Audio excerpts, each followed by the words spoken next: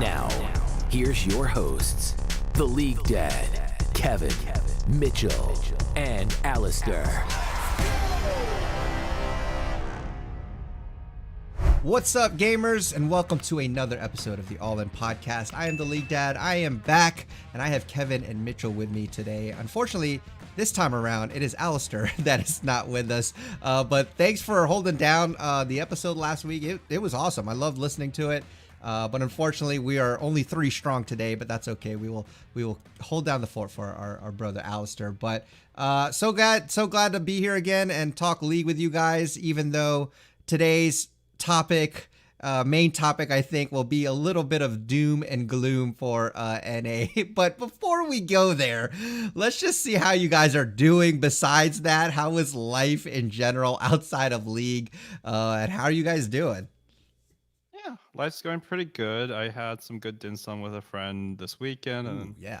just looking forward for group stage. So yeah, other than the elephant in the room, life's been good. Okay, nice. Nice. Yeah, I'm also good. I've been studying. I got this opportunity to maybe get a job if I learned a new language called Kotlin, which is for making Android apps. And I was just studying a bunch of leak code, preparing for interviews, and it's really hard. It's really difficult. I don't know if I'm gonna be able to do it, but whatever. I We'll believe see. in you, man. So, I believe yeah. in you. And then, You should code and make Riot's game better, because there was a bunch of bugs, which we'll get into later. Dude, I was trying to debug my code, and my code is it's like that. I Yeah. cannot imagine Oh, debugging gosh. Riot's massive code. Literally, it would take parsing through millions and millions of syntax. They're screwed. Yeah. Oh, man, that's crazy. Well, look, there's a lot of stuff to talk about besides NA just looking like crap. And so here's the thing, like, after this happened, after NA was officially eliminated, it just seemed like LCS was just crumbling everywhere. Because Yeah. recently, like, I think as of today, in fact, we have a couple of news items to discuss. First thing is Papa Smithy is gone. And then it seemed like right after that, Peter Dunn was gone from EG. So let's kind of hit these first, because, you know, it was not a pretty exit from Worlds this year. I think the sentiment from NA fans has very much been doom and gloom. And then the fact that right after it's done, we see 2 of our top orgs, our representatives in Worlds, like parting ways with their management, or their coaching. And so let me get your initial reactions to that, because I think that is pretty impactful. What could that mean for the league and all of that stuff? Yeah, so for Papa Smithy, like for all the crap I give 100 Thieves, I mean they objectively have had results ever since Papa Smithy's joined. I'm pretty sure that was around the time when they acquired GG, the GG roster. Mm-hmm. Um, Actually, he's been here since 2019, so he was a Yep. part of the 2019-2020 where they were garbage. Okay, It was yes, I remember 2021 where they his first acquired. wave was pretty bad. I remember we memed that. Yeah. Um, But I mean, he was still here when they were making good decisions too. So either Yeah. that's learning or it took longer to get his plan in place. Either way, they've also got their 100T next, or whatever they call it, their amateur level team. They're one of the very few. Them and EG are 2 of the very few teams who actually have a 3rd tier below academy, and so I really appreciate that part of it. It's very telling if he's leaving, because I mean they've gotten to every finals, right? Or not every finals, but many finals in a row now. If that GM is being let go, things are not looking good, right? So Papa Smithy, really quickly, he said that 100 Thieves was not going the direction that he signed on for. So that is very telling that they are definitely going to be cutting some people. We can speculate that later, and some budgets. Here done. That's even weirder to me that he had such immediate success this year. He joined EG, and he was everyone was laughing at him for picking JoJo over Jensen. We were like, oh, that's kind of weird. And it was a super hit. Danny was also a hit. So my thing I'll leave on is my speculation is Peter Dunn's gone. Does that mean Danny's gone too? Because he advocated so hard for him. Maybe there's repercussions. Yeah. It's really hard to say what all the repercussions are going to be. I think they're going to be massive.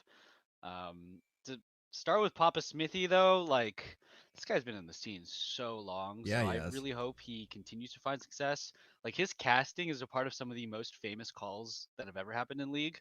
Um, so I want him to have sex. He's a success. Oh my god. That too. I want Whoa. him to Okay. have keeping that in. success in the League scene still. So I hope Yeah. that after 100 Thieves, he finds another project. I love how he phrased it in his twit longer, where he was saying, like, I'm not looking to just be another caster and just Yeah. move on. I'm not looking to just be another GM or coach and just do stuff. I'm looking for a project where we have a goal set um, to achieve something great. So that's really awesome. And I think it's gonna be one of those like TL Let's Go of Doublelift, and they like, or TSM Let's Go of Doublelift, and they really take for granted all the success they've had. Like Mhm. I seriously think 100 Thieves, unless they do something really amazing or they take a lot of stuff that Poppy Smithy did well and internalize it into their company, like they might not do very well, because I do think that he was a huge backbone of why the team turned into a championship roster, just like pivotal members and pivotal coaching staff for other orgs have been the same, right? Um, so that's scary. I do think that Papa Smithy, I mean, yeah, he was very successful, right? 100 Thieves went from like perennial like ninth, 10th place to second place average. And I think that their only downside was that their narrative was that they were kind of a boring team. They were a boring, really good team. And yeah, that can be fixed, but I feel like it's much easier fixed than getting a good team, you know? Oh yeah. Um, Peter Dunn, we've talked a lot about on this podcast how he kind of grates our personality. He's Yeah. kind of Yeah. like, he kind of says some stuff on Twitter, but results speak for themselves. He's also paired with Coach Rigby. Mhm. He was poised to leave before the World Championship even started. So he was already on Twitter being like, before the games were even being played. So it wasn't a results-based thing that he was leaving after this year. I don't know what that's about, but Yeah. um, It's the Korean military service. You have to do it. okay. Okay. So that's, that's just whatever. That's just not really related to this. But he is leaving also, so that hurts EG, because I do think Rigby was legit. I do think that Peter Dunn, as much as we hate, he was Yeah. legit too. Yeah. Um, yeah, I is it because we did this poorly at Worlds? Mm. Because some of these things are like really massive. Like to just let go of your GM, is that did you decide that in 2 days after 100 Thieves was eliminated? Because it was Sunday they got eliminated. Today is Tuesday. Right.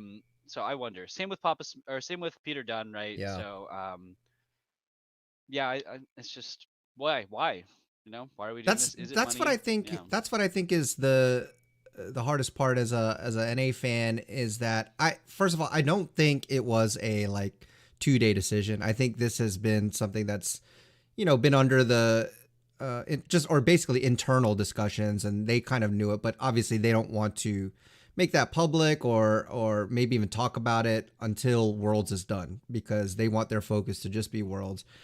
So I don't think that's the case, but at the same time, it is kind of questionable why they would do that anyways. Even if with the exit, like even before that, if they had decided that, why? Like that's the big question mark for me. With Papa Smithy, from his twit longer, again, it's just speculation, but it looks like he wants to really have control as far as how they build an organization. And I think he had that in the beginning, and it seems like the team is unwilling to either pay the money for him or the roster moves that he wants to make, or if there's other things he wants to build as far as internally and processes that they don't want to do.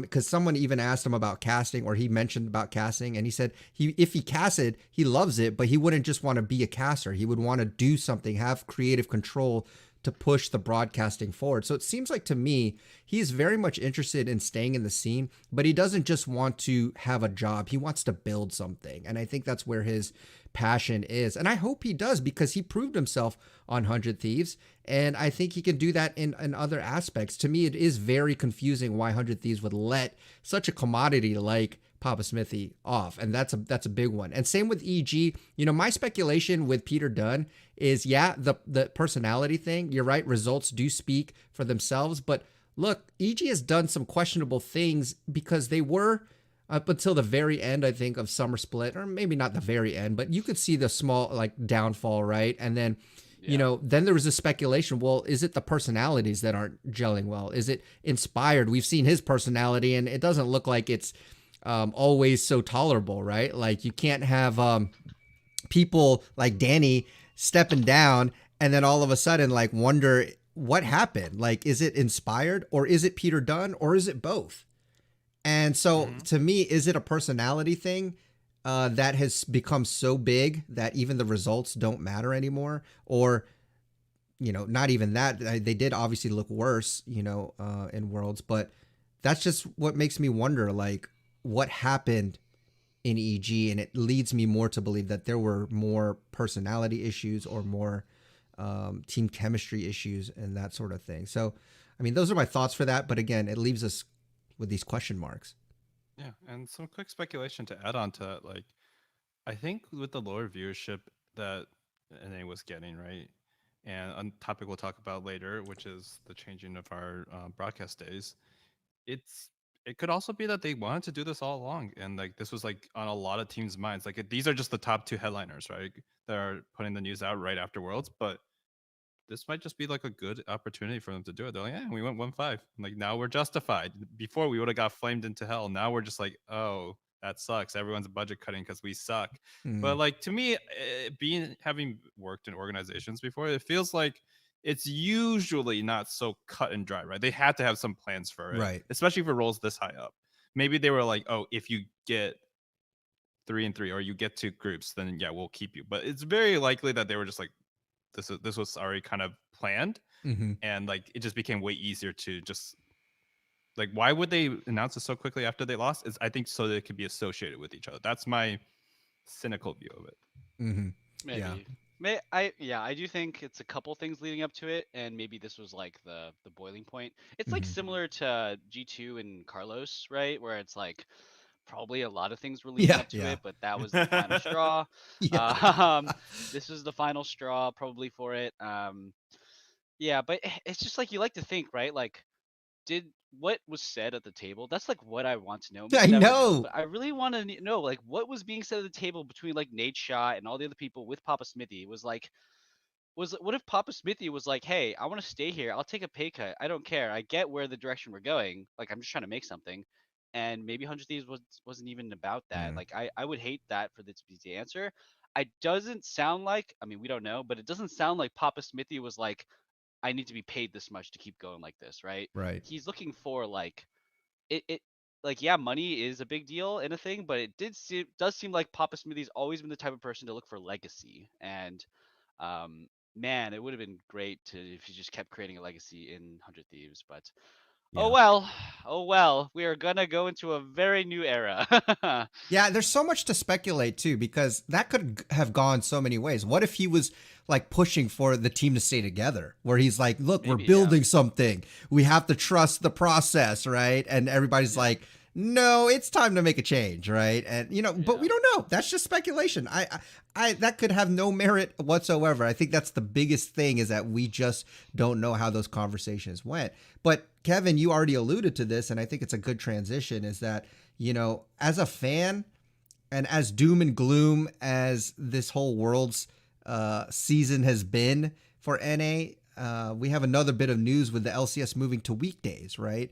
And I don't know how you could take that as a fan. Like I'm trying to process that, because I know some people are like, yes, I might actually be able to watch those now or something like that. I know for me, it's hard for me to watch games on weekends, just because I'm usually like, that's when I do stuff. So I know for me, it actually will be easier to watch games. But also I wonder though, like, is that a sign of like things maybe not making as much money or them pulling back? Like I know Valorant, like, or the implied effect is that Valorant will be taking up weekend spots. So I don't know. What are your Really thoughts, quick, reaction? Yeah, go ahead. did you guys watch Travis's video? Yes. Travis I Scott video? did not know. Okay. I guess I get well okay, Kevin, you did, so maybe you can just talk about it in part of it, that he does give a lot of good info. Oh, Yeah. good. Okay. Yeah. Yeah, yeah. Yeah. So to go into it, Travis did a video about like his LCS dying, right? And he Mm. talks about generally this move and whether or not it's implying that it was dying. I watched this when it was released, so I might be paraphrasing some stuff. But I think the big picture view of things is like there is a world where they could have stats that just say, like, for example, for myself, I can watch LCS a lot better now that it's on weekdays. It's just a Mhm. lot easier. I do stuff on Sundays and Saturdays. I would rather do stuff with people or play games or something. But right Yeah. after work or just right after like a long day, like it's so easy for me. And a lot of LCS, kind of going back to what Travis talked about, is like a lot of LCS like viewers who grew up like from season 5 and onward, maybe not season 3, but season 5 and onward, right? Probably are working now. They're not in college anymore, and they might have data that suggests that this is the best time for them to do it. It's kind of a copium tape potentially, or hopium tape, but that's possible, right? Um, because the LCS and the Valorant broadcasts, I don't really know if they compete with each other per se. They might want to use talent with each other or a similar space. So there's that. Yeah, Um, Travis was also a lot more optimistic, I would say, than it's I very think that optimistic. everyone just like saying like it's just over. I think everyone just like wants to say that LCS is dead and like it's over and done. Um, I don't remember what his other main point was, so you might have to fill this one for me, Mitchell. But I think the thing I'll end on is like, to me, a lot of people I know like this would be easier for us to watch, and so maybe that is just the reality, or maybe I just don't Mhm. know anybody in college and high school anymore who like would watch this. But are there even college and high school? Well, maybe high school more so. People still getting into League and watching Right. pro, Yeah, right? That's what again, that's a scary thing because that's yeah. yeah, you're right. Yeah. It's And also the like fact, here's the fact, guys. If LCS was the same size it was last year, or even a little bit more successful, we're in a recession. Like true. sponsorship dollars are just down. Like LCS could just be making less money, period. They could be doing better and making less money. They probably aren't. But I'm just saying, like, this is just the reality of like these kind of entertainment industries, especially the ones that are more niche. Yeah, I that is a good point actually that I hadn't thought about that the economics of North America in general are just down and in a poor place. So regardless of performance, maybe some of these companies are gonna we're gonna make cuts no matter what. Maybe we won worlds and we still make cuts, right? Like Yeah. actually, because the Yeah. economy is in a really rough spot. That's a good point. I will say, yeah. So Travis Gafford was pretty adamant in saying that the moving to weekdays is not a Valorant thing. That it was gonna be like that Hmm. regardless Okay. Oh because yeah. their viewership is going down year by year. They did a lot of format changes. So last year, right, we had spring split did matter. The records were combined. This year we went back to slightly different, right? Spring split doesn't matter. And so basically, Riot is tweaking things every year to try and get a good formula to see if it'll fit viewership. And Travis Gafford is basically saying this is just the Hail Mary where it's like none of these little tweaks are doing anything. So let's make a big change and gather some data. Um, for me personally, weekdays are. I mean, I'm on the West Coast, so I do think it's going to be worse than if you were on the East Coast. Maybe. I don't know. It depends when the games start. Like, Right. because Mm-hmm. if it starts for East Coast hours, then I'm going to be working while it starts. But if it starts for West Coast hours, then East Coast is going to be asleep. So pretty Mm-hmm. complicated to fix that up. I don't know how I feel about it. I really don't. I like it watching on the weekends, but I do get a lot of times when I have plans on the weekend, I'm just like, I'm gonna go do my plans and watch the VODs later. Mm-hmm. Watching it live, I mean, I've been watching a lot of it live too, but I've also been watching a lot of the co-streams, and I've also like looked at some of the stats, right? Um, Viewership for Worlds was down 40% or something. There's that Yeah. Reddit post. And I'm wondering, like, do they count co-stream views? I probably not, I guess, but doesn't that still matter? Doesn't that still count towards the game? Because Doublelift, Meteos, Sneaky, LS, Dom, all these people have so many viewers watching their stream while it's going on. Even Rush was doing a little bit of co-streaming, right? So, um, yeah, I don't know. Another point that Travis was kind of make was like, um, well, I don't remember, but I think his general sentiment was like it's gonna get worse before it gets better. You Nice, know, nice. Okay, yeah. yeah, yeah. I think we all kind of have that sentiment. Yeah. It's gonna get worse before it gets better. He did also interview a lot of like just LCS fans while he was in the World's venue, Hmm. and they were all pretty mixed of being like, yeah, this is good for me, this is bad for me. In terms of personally what, but they all thought it was bad for NA though. They all thought that like this sounds like NA is dying, LCS is dying, but it might be easier for me personally to catch the games. But everybody he was Yeah, talking to was like an adult, you know? I mean, that's what I think is the biggest question mark, right? Because yeah, for us, it does seem like it's more accessible for us. But that's the question, Kevin. You kind of alluded to this, right? Like, I can't wait because I am going to be at semifinals, so I'm going to see what kind of people there. Maybe Kevin, you were at the the NA finals, LCS so finals. Yep. yeah, like Yep. I'm interested to know like. I mean, first of all, I feel like I'm an anomaly because I'm like a 40-year-old dude who watches League, but I've been playing since I was like 28 or whenever it came out, right? So I don't know if the audience and player base is matching, right? Like, is the audience base getting older? The players like are young, but the audience base is older because we're all growing up now, and even you guys who are much younger than I am, you all are also in like your young professional stage. And so, is there new fans coming in because it doesn't see if they're making this change to accommodate more of the people who watch it, which is us?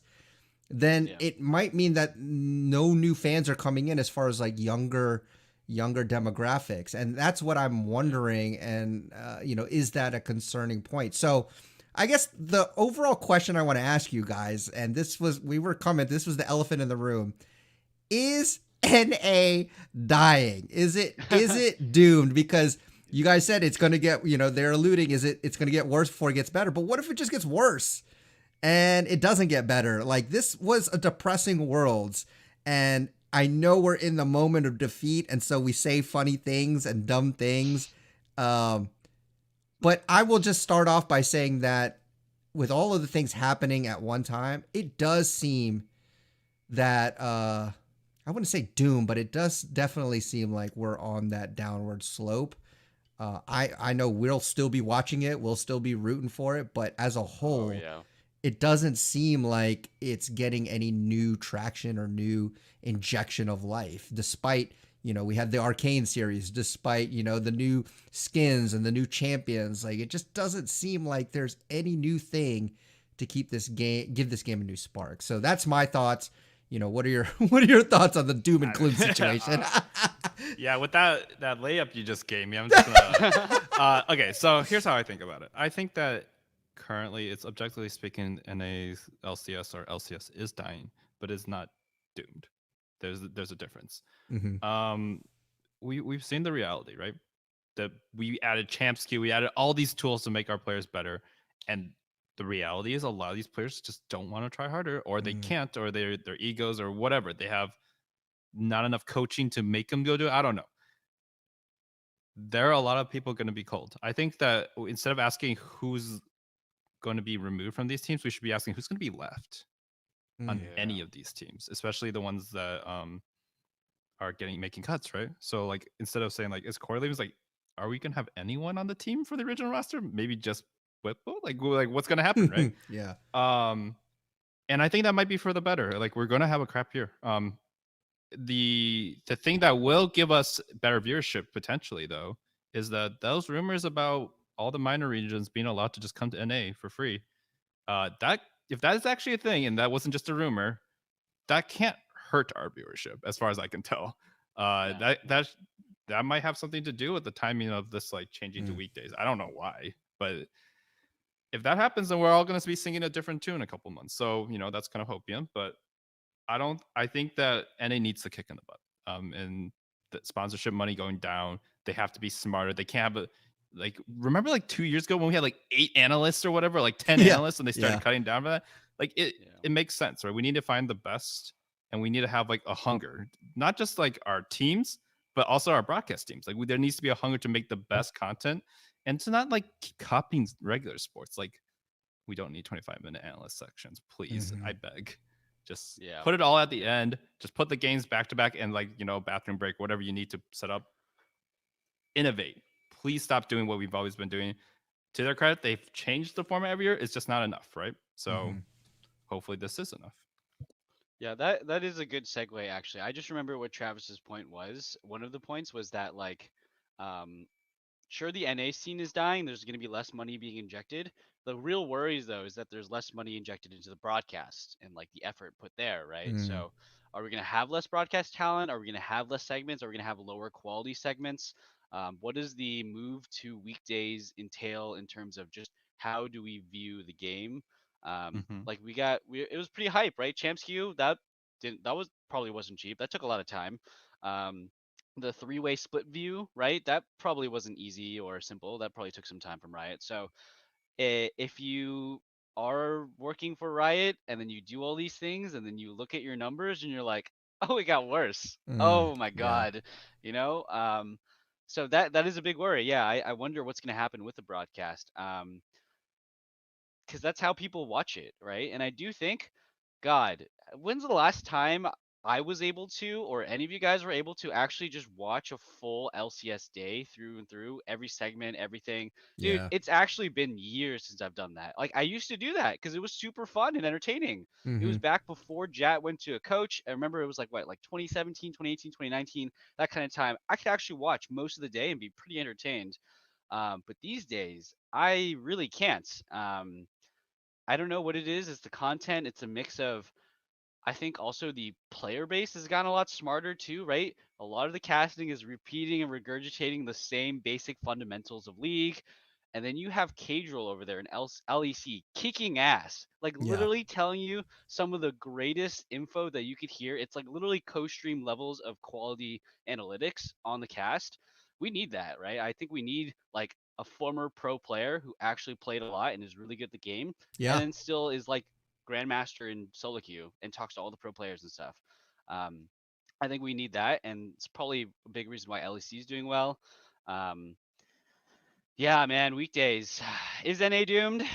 Yeah, I don't know. It's looking that way. I don't know if it's gonna like, as Kevin said, just because it's going down doesn't mean it's doomed. It's dooming, but not doomed. Um, I I I I don't know if it's doomed, but I don't know if there will be a big bounce back, right? Like if the salaries are all cut, if all the players are cut, if all of the broadcast is cut, it's like how long does that actually take to bounce back? Are we going to be like we bounce back guys and it's 20 years in the future? Like oh my god, right? Like so um but yeah, I think it does need to happen. I think it needs to happen because we're in this bubble where we have the highest salaries, we pay the most, we have the lowest viewership and the worst results. You can't Yeah. have those things to have success. So, yeah, man, if you're going to have the same results, just put less money into it. What's the point? Um, the goal's got to be with the little we have, we had to become desperate and get reach for higher results and get more. Yeah. Yeah, I to add on to that, like, remember when esports started, like here in LCS at least, esports for Yeah. League, like those tournaments were not well funded. Like a lot of those were just jank as heck. Even in season one, season three, season four, LCS, NALCS, pretty like miss at times in terms of like production value, right? We didn't have so many things. We didn't have like a like analyst like board or whatever like that they do all this breakdowns and we didn't have a lot of the instant replays stuff done as well. And I just watched Smash tournaments like the other weekend. Like those are all super grassroots, like, but they're entertaining. And to me, Yeah. like maybe we having a little less to answer to the sponsors, or just having more like internally focused like creativity and freedom to do stuff is what we need. Like esports fundamentally is super interesting to me when I watch other ones and they have no production value. It's just two people at a desk just shooting the shit, right? They might Yeah. not like swear or say anything super bad because they do have a sponsor, but I think at its core, esports should have that vibe of like people just coming together and like hanging out and watching other people play games that were really good at it. And we haven't had that vibe forever. I only watched like day one of like the new season, like a new like spring split for the new year. I'll watch day one from beginning to end. But then these days I skip half the analyst stuff. So Yeah. if it's not a good match. Yeah. Absolutely. Yeah. It's definitely lost its magic, and now I'm kind of going back to like nostalgia, but I think definitely lost something. I think we did hit that bubble. I think the bubbles burst. We were playing exorbitant amount of money for imports, investing all of this stuff, and honestly, I think NA fans, rightfully so, have lost a lot of hope. I mean, I think it's a meme every year. Like we have the hopium, yeah, world's coming, NA's going to do better than they did before. And we can look at results and whatever. And there have been years that have been better than others. But as a whole, it just seems that no matter what the excuse has been, it seems like we've tried to address it and then it just doesn't happen. And then to see players like, I think Champsky was a big deflator too. Like, this literally is supposed to fix all the complaints you had. And the fact that other regions came here and said, this is awesome. And like, now that might be, give it to, and they want it. Like, and the fact that our players weren't even like playing against these awesome competitions from around the world. Like that's what that as a fan, that makes me not have hope anymore in NA. Like it's really sad. And I know we were joking in Discord and saying like, should we just become an LEC podcast? Because at least it seems like they take the game seriously, right? Like they want to. They're not a meme region. By all accounts, NA is a meme region, and it's very. Come on, Kevin. Come on, Kevin. I know. Okay, we'll talk about that in a second. 1-9. Okay, we'll talk about that in a second. But what I'm saying is, yes, results based, right? But I never hear, like, for example, like I hear EU is toxic, but in a sense that they because they freaking want to win. And I feel like we're just like, I'd rather have that than us just kind of be like, I'm not gonna play Champs Q.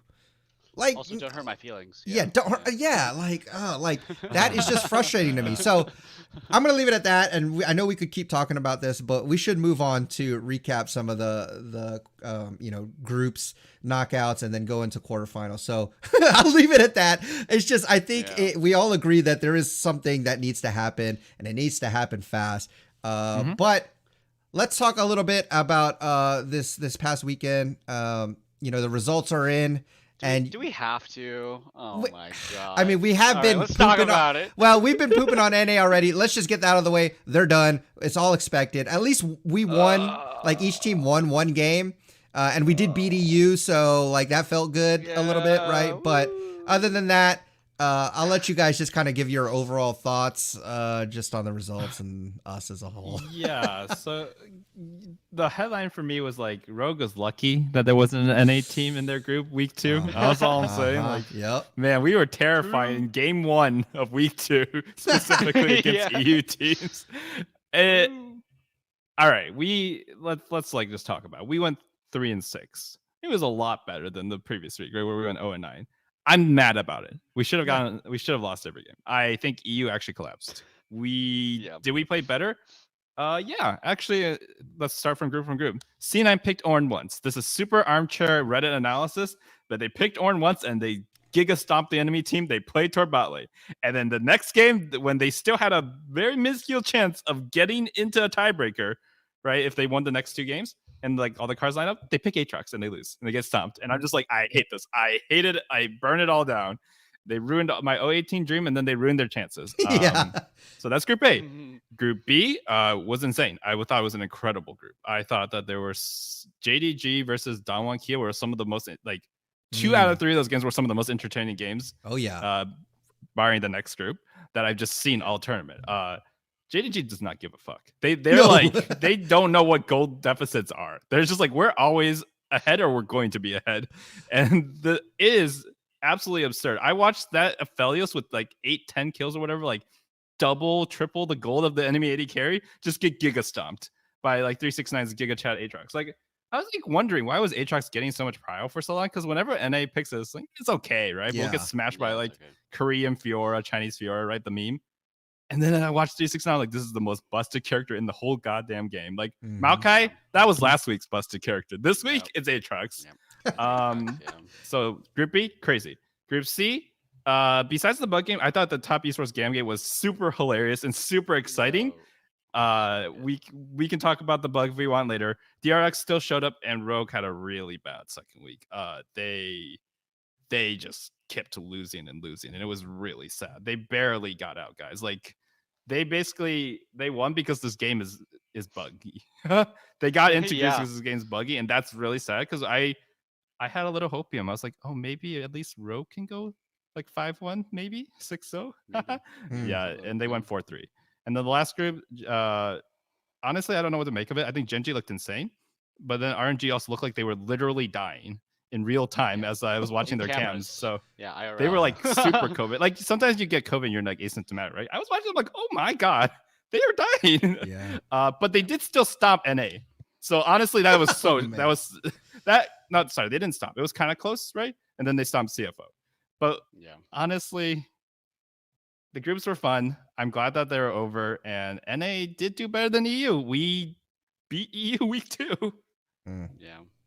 We did beat EU week 2. I mean, that is like one grain of salt to take, where it's like, you know, we took him down with us. We denied Fnatic pretty hard, and we Yeah. made Fnatic and G2 depressed. Probably broke up the rosters. Honestly, we definitely broke up Fnatic's roster for sure, which is hilarious. Yeah. Definitely probably G2's as well. Man, I don't even know what to talk about or where to start. Yeah, dude, like Cloud9 plays one game of Horn and then they lose the rest. Who is it? It was Cloud Templar or Spirit or one of the guys who's a super OG fan. He's Korean. He had a translation that was posted on Reddit, basically talking about Cloud9, right? Where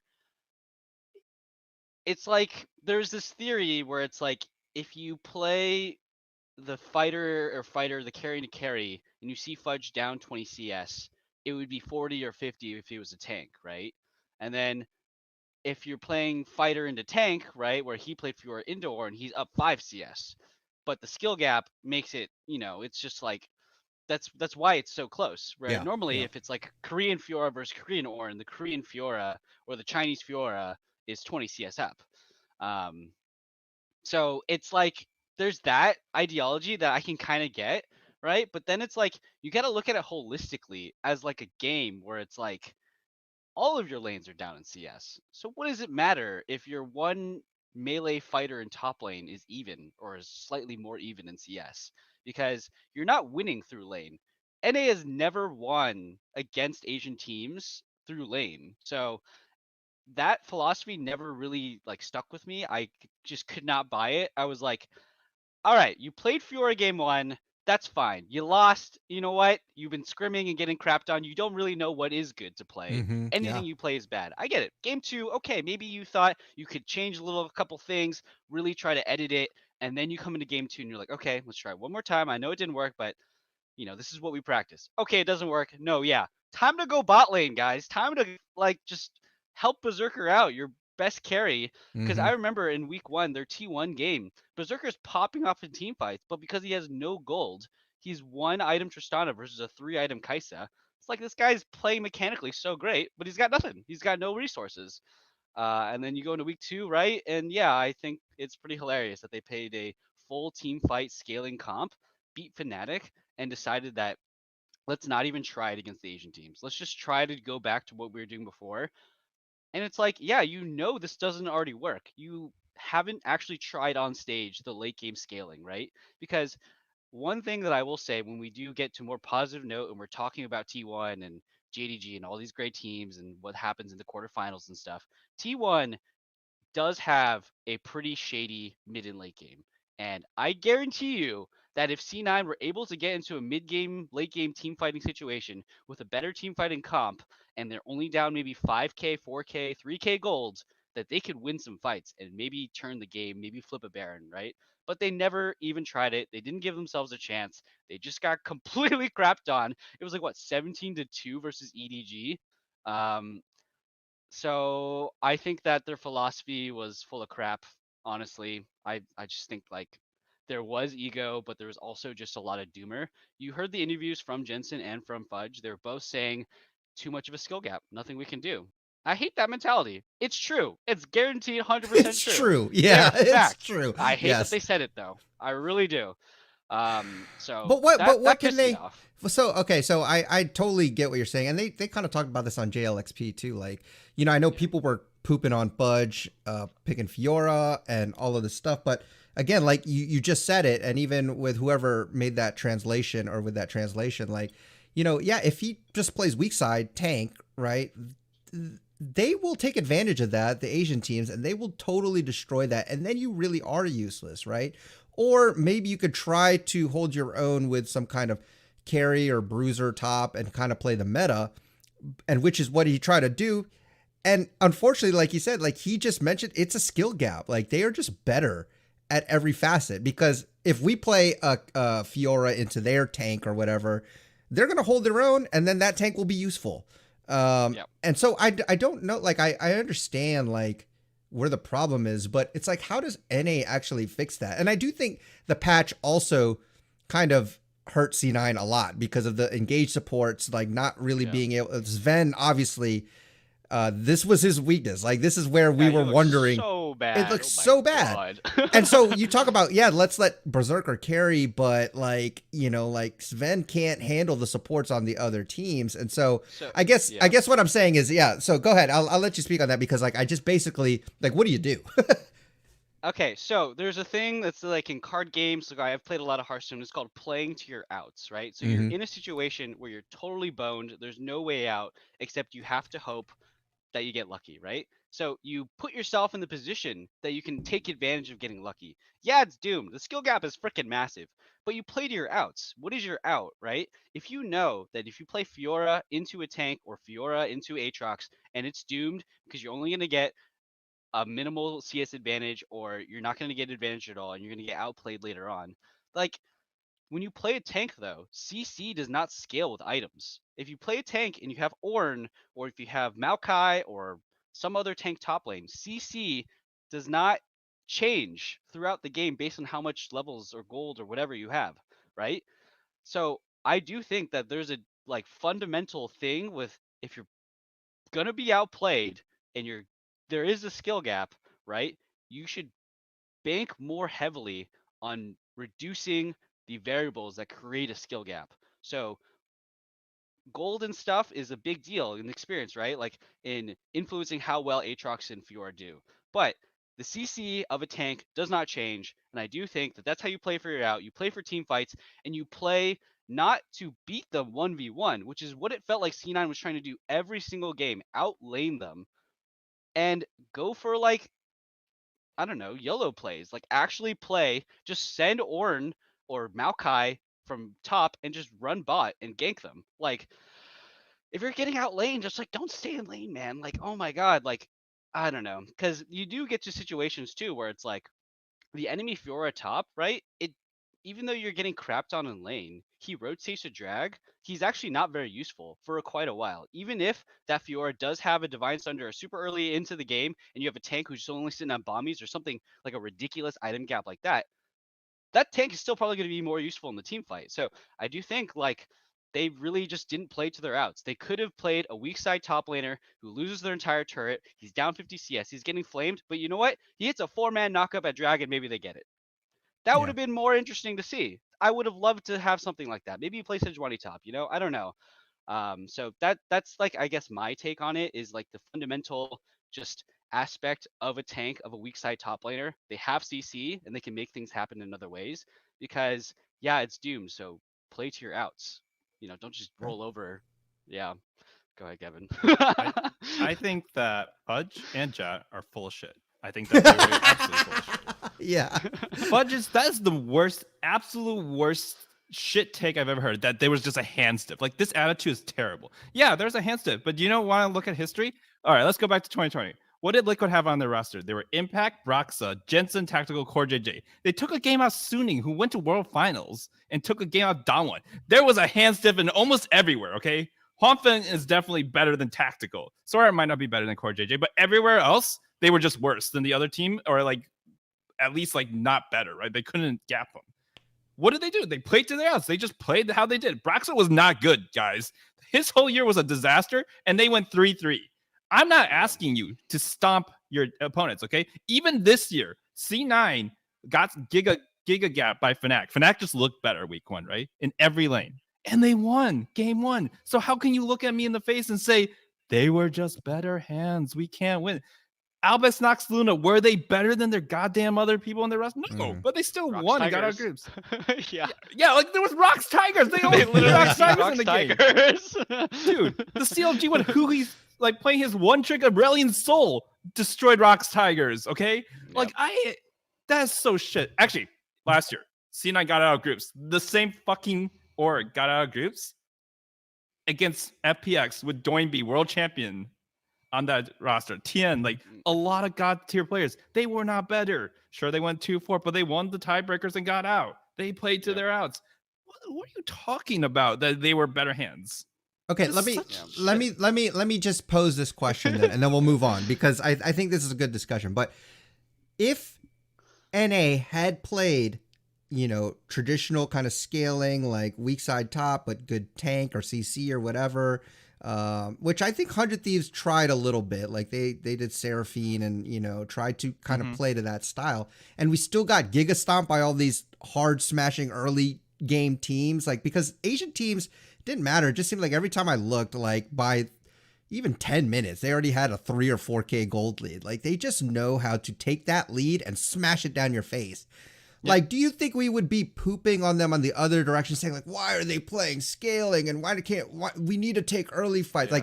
Like that's the last question I want to ask because I get it. I totally get what you guys are saying, but would we have been saying the same thing, like had they played scaling? Yeah. Okay, so my take on that is that it's about the adaptation. So Okay. it's like it's not that like we started playing this slow scaling like weak side top stuff and we stayed on it. It's like we were getting crapped on in a style and we didn't change. And the one time we did change, we won, but then we went back to it. So I think that's like true. that's the really frustrating part. It's like it's not which style we picked. It's the fact that we had results to tell us to change and we didn't do it.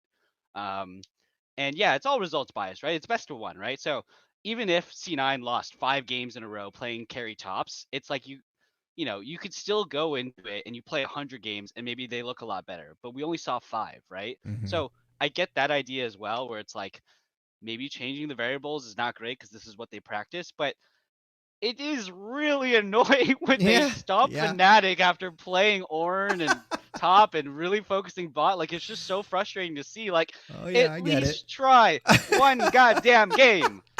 Fuck, man. I get it, yeah.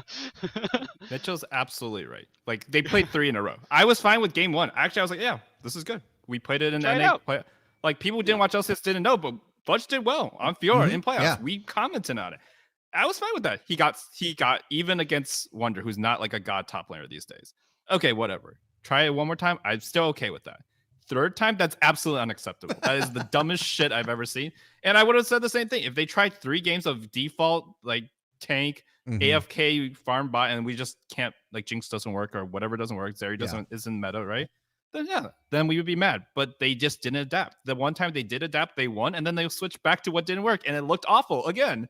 So that's why people are mad. At least that's why I'm mad. Yeah. Yeah. No, I totally get it. That's fair enough. I think you're right. It is like kind of just what the crap are they doing? They're not adapting, even with meta stuff. Like if that meta doesn't work for you, figure out something that does. Like, I don't know, maybe don't force Sven to play support, engage supports. You know what I mean? Like, I don't know, try to adapt. I think that was a good word that you used, Mitchell, is that we see lack of like strategic diversity. I'm gonna use that word, in NA, and they just kind of, they refuse to try new things and just keep trying to bang that square into the triangle shaped hole, right? It doesn't work. Oh yeah. So anyways, so here's what I think we could do. We could go down the quarterfinals list and the teams that are there. If you guys want to talk about like what happened during the group stage and kind of combine it, right? So we kind of look forward and look bad. Okay, go ahead, Mitchell. Yeah, go ahead. I kind of still want. So I mostly talked about C9. Yeah, you're right. Yeah. I kind of still want to talk about EG and 100 Thieves a little bit, just for my sake too. Like, because I do think Kevin got to touch on some good things with them. Yeah. So EG, I actually do think. Okay, so this is where I do give Jack credit in his video, where when we think about the teams that we sent to Worlds this year, actually it were obviously our 3 best teams, but also the circumstances were pretty rough. So C9 autofilled support, right? Yep. Halfway role swapped Fudge from mid to top, half retired Jensen coming into mid, and then Berserker is a rookie. So there were a lot of things that like are not in the favor of our first seed team. So I do give like some leeway in that area. Yeah. It's just disappointing when we do watch like our NA playoffs for C9 is that actually their entire run was pretty well defined by adaptation. Their first really sketchy series, against CLG came with huge adaptations to just stomp the rest of their series, and we didn't see that. With EG, I actually think that they played. Honestly, dude, this is the one group I wasn't disappointed in. I actually think they had Yeah. really competitive games in almost all of them, except well, they got stomped by Damwon Gaming pretty much every game, right? But they had a really competitive game one against EDG or not JDG, and they did beat G2 Esports. And I thought that they had just some cool drafts. They were trying different and weird things, right? We flamed the Nidalee, right? Mm-hmm. But you know what? Whatever. Like, throw a Hail Mary YOLO. It's not like they played Nidalee Yeah. 5 times in a row, right? They played it once. It didn't work. I'm like honestly okay with that. So for EG's sake, I'm actually not that bothered, right? I do think that like a lot of their stuff was yeah, they were kind of skill gaps, but they tried stuff. They innovated and they tried to adapt and they got skill gaps. I can't really hate that much because it yeah, I will say Vulcan, he got better week 2, but still, man, I think that's just a trend throughout all the groups was massive support gaps. Oh my god, once you got to this engaged meta, all the other supports in the other regions who didn't seem like they were doing much, all of a sudden are doing the most crazy cracked stuff. Mako, freaking Carria, Oh freaking yeah. all of these supports who are on Lulu duty are popping the F off. We're not doing that at all. It's fun to watch too. It is really fun to watch. I will say 100 Thieves. I'm actually less disappointed in them too, because I do think that they had 2 very close games against RNG, and it was honestly decided by a handful of macro decisions, especially in the Seraphine Senna game. The game was decided by macro decisions to play around Baron versus Drag, right? Positioning in team fights, and just a couple of mechanical misplays, missing skill shots here and there. And for 100 Thieves' sake, I'm actually not that bummed because yeah, that is what we call skill gap. The rest though, I mean, they played to their style and at least someday looks damn good on Aatrox. Yeah. Fudge did not, Impact did not, but hey, at least someday did. And yeah, I will say that the comps from 100 Thieves were all good, which I cannot say for C9 and EG.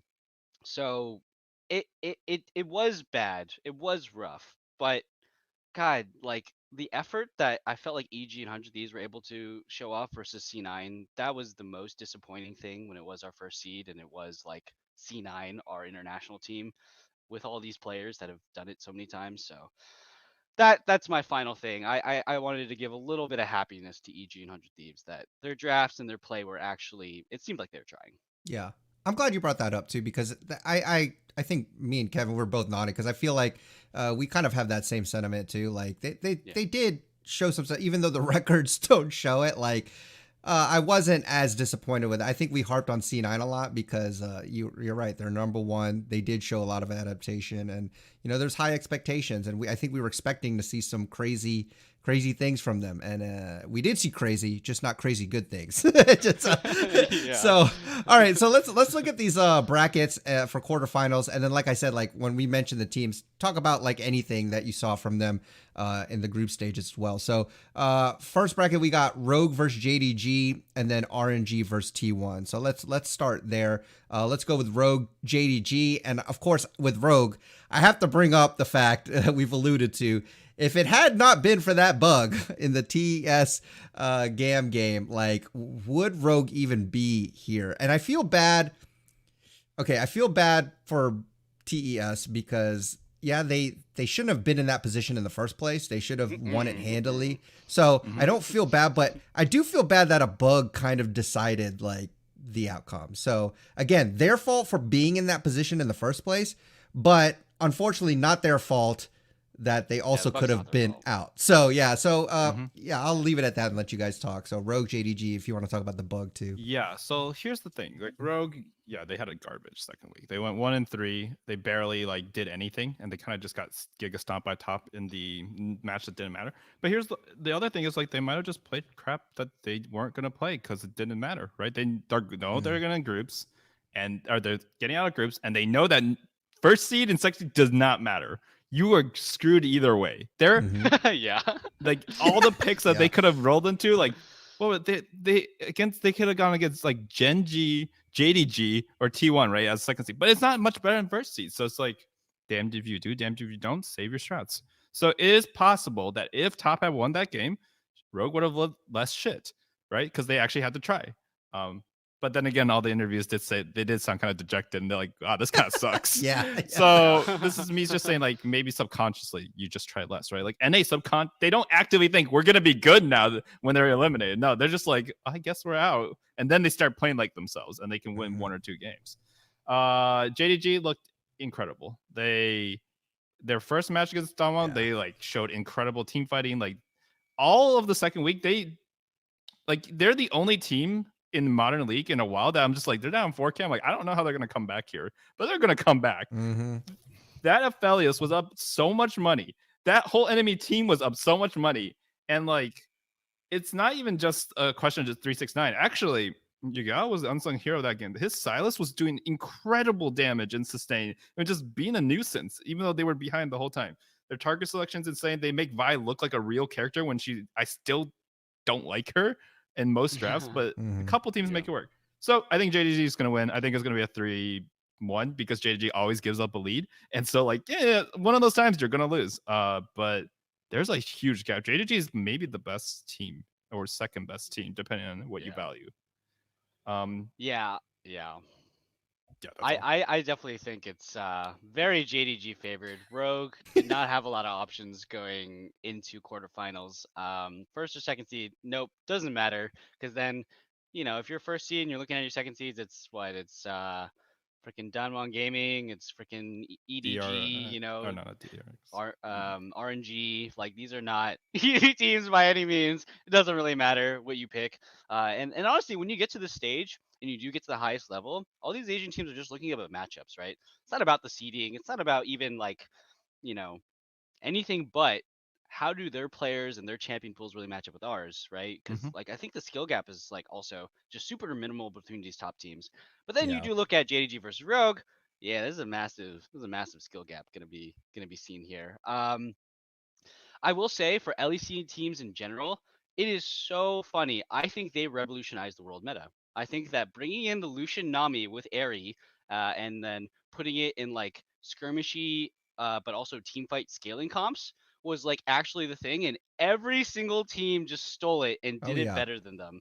It was taking away the Lucian, right? I actually think EG, their game where they first picked somebody. I think they first picked Azir, right? And then the enemy team picked Lucian Nami, and they responded with Callista and something else. I actually think the right call there was to first pick Lucian. Like, no joke. I do think that that's how strong that this bot lane pick is now, because a lot of other bot liners got nerfed, right? One of the things that you would do against Lucian Nami is you would sit in lane and you would get crapped on, and you outscale them with Sivir Yumi or Zeri Lulu or something like that. But Sivir got nerfed. Yumi, all the other enchanters got nerfed. Yumi is top prio, is mostly banned. So there's not a lot of stuff that can test Lucian Nami now in lane. So I think it's funny that EU really did revolutionize the meta, and then Asian teams just took it and beat them with it. So I do really think that it's Rogue's that was just Rogue's thing. They were the best at the new meta. They were the best EU team, and they had nothing else to show. Their week of adaptation that they got from week 1 to week 2 wasn't existent, and we all know Korean teams and have just the most insane adaptation from week 1 to week 2. Chinese teams actually historically don't. They do worse in week 2 compared to week 1. Korean teams, though, they always bring it together week 2. They always make it out of the groups, and they almost always make it out first. So yeah, rough stuff for Rogue. I don't think they're gonna beat JDG. JDG was my favorite to win the whole thing. Yeah. I think it's funny that Top Esports just pulled an exact FPX. Everybody was like, I know they lost the finals, but you know what? FPX is gonna win the whole thing. They look too dang good. And then they drop out of groups. Yeah. Top Esports, I know they lost in the finals, right? But they're going to top the group, and they're going to make it, and they're going to win the whole thing. Oops, Top Esports is not here anymore. Yeah, I think JDG's just got that vibe. They have the vibe that EG has, where it's, we're losing. Oh, we skirmish you, we outplay you, and we win. All right. Oh, by the way, our ADC is absolutely popping off. He just pentakilled you. Like, Hope is the guy who dies in lane and then pentakills you later. Like, he is so freaking crazy good at that stuff. And you just have to wonder, like, if JDG just like shores up the early game a little bit, right? Aren't they just the most insane team ever? Yeah. Like, aren't they just absolutely cracked? Um, yeah, 369 versus Zeus. I hope we get to see that at some point because that is going to be the most insane top lane matchup. I swear to God, though, if we get tank versus tank up in that situation, I'm gonna be really pissed. Yeah. But Oh if we gosh. get some spicy stuff, right, I would love to see the Fiora Aatrox matchup because it is not free for Fiora by any means. It is very difficult. It's like Fiora is really looking for that one item to start actually out being able to like outplay fully and kill the Aatrox. Otherwise, it's just like Fiora's just he's just hanging out, waiting to dodge Qs and farm up, right? So I Mhm. would love to see some of the stuff. So But yeah, what do you 369 is think? taking this. Do you Yeah. think Rogue is gonna take a game at all, or is it clean sweep? I think it's a 3-0, honestly. I Okay. Rogue would have to absolutely innovate to just get a single game off because I do think the skill gap is so huge. It's Yeah. man, it's rough, man. Yeah, it sucks because Yeah. I wanted Rogue to at least make it to semis so that I could cheer for them when Yeah. I get there, You, but yeah. I don't think it's gonna happen. So I'm going with the clean sweep here. Like Rogue didn't look good. I think they had a good first week, but I think by this time the Asian teams have warmed up, and it's just no hope for them, unfortunately. Now let's talk about RNG and T1 because I'm expecting Rogue to get eliminated. So my new team that I want to win now, well, not really new because I kind of wanted them to win anyways, is T1. Just because I'm always going for Faker. I don't care. I want to go for the oldest veteran, or the veteran, the old guy, because I'm old. And dang it, we still want to win too, right? So RG versus T1. Let's talk about them. What are your thoughts? What are your predictions? Go. Yeah, I mean, we got the MSI rematch in a quarterfinal. Holy Oh crap. yeah. And I think Yeah. this is ridiculous. I mean, I think this is a great quarterfinal matchup. If I had tickets, I would definitely want to see this. Yeah. I think that T1 is looking stronger recently than RNG is. I mean, RNG just looked dead, literally dead. Yeah, Throughout right. the second week, but they've definitely had hiccups. When they look good, they look insane. I think Shahu is still playing really well this tournament, which is a good sign at Worlds because MSI, I have no worries. If he's not playing well at Worlds, I'm like, ooh. But so far, he's been playing good. So that's the biggest question mark for me. I think Wei is having the bad tournament so far. That's a big problem for their team because he's gapped Canyon before. He's gapped Owner before. Uh, Yeah. all that's to say, though, this is the year RNG finally beat T1 in a best of five and broke that like chip on their shoulder that they just lose most of their best of fives against them. Like a lot of us thought it was just not going to happen. So I hope it's a repeat. Actually, I hope that they can do it again. I think it's a 3-2. T1 is the favorite, though. Don't get me wrong, Yeah. but I would like to see RNG actually make it to a world championship finals and win someday if they can, Yeah. because they're the one after EDG. They were the Chinese org that deserved it the most. Yeah. Yeah, RNG's been around for so long, and so is T1. Both of these teams, absolute legacy. Yep. I think there's a stat where like their first best of five that these two teams played was like what 10 years ago or something crazy, and Wow. Faker Yeah, was still in it, or I don't know if it's 10 years or it was 9 years, 8 years. It's just a long season three ass time. finals and season four finals. Yeah, Yeah, season three or finals. season four was That's Samsung, but yeah. season three finals. That's 9 years ago, right? So Mm-hmm. that's really long time from now that was their first best of five. So historical matchup, and to think Faker is still in it is crazy, man. Yeah, That is man. just absolute insanity, and he's still one of the best. He's still the goat. Um, I gotta say though, like one of the things that does depress me in general is that yeah, COVID's a real thing. Like these guys are Mm, actually dying, like yeah. legit. I got COVID earlier this year, and I was legit dying. I was super not feeling well for a solid like week or so. Um, so I hope RNG can play their best because no one, like not even T1, they don't want to beat RNG when they're in COVID and not even playing their best, right? Like yeah, if you're 100 Thieves, I take those. I'd be like, yeah, let's beat RNG. I don't give a fuck. But Yep. if you're T1, you want to beat a full powered RNG. That's the respect that they deserve. Um, so I think I'm gonna favor T1 here because I do think that RNG is more of a JDG in that they are slower in the early game. I have also noticed that Wei is just kind of not pulling it all up. He's their jungler, right? Ray. Yes, Wei is the Yeah, jungler. he hasn't really been he hasn't really been the bee's knees. He's been kind of just hanging out. Um, Yeah, it's hard to say. It's hard to say though. This matchup is tough because I do think T1 still has a pretty bad mid game and late game sometimes when it comes to team fighting. But then it's like carry is on melee supports, and engage supports, and playmaking and stuff. So this is a tough one. This is a tough one. But then Gallup Ming, it's all these things back and forth. Oh my god, these guys are crazy. Gumayushi's Um, gonna gift this series, man. Gumayushi. Oh Hey, gosh. Gumayushi's been playing super freaking well this Yeah. tournament. He actually has turned it on, literally from playing like dog shit in the LCK finals to popping off on the world stage. Uh, he played well against EDG, so That's fair. it's hard to say. Hard to say. What do you what should I go? Should I go T1 or RNG? You guys Go are with your split, huh? heart. So you guys are both. So We're we're Yeah, split. split, so you're the no, I'm deciding vote. yeah, I'm I'm going I'm saying. going T1. I think I'm gonna go T1. I do Yeah. think I'm gonna go T1. They are the favorites for sure, and I do think that it's just their early game's too solid. It's too clean. It's like team fighting is so easy with a gold lead, and I do think that obviously T1's not a slouch in team fighting either, right?